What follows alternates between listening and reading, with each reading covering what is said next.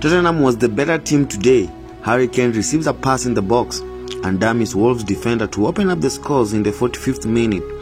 Pierre Oljeberg grabbed the second goal for Tottenham to make it 2-0, and this was the last goal of the match. Tottenham pocketed 3 maximum points to stamp their 6th position in the standings.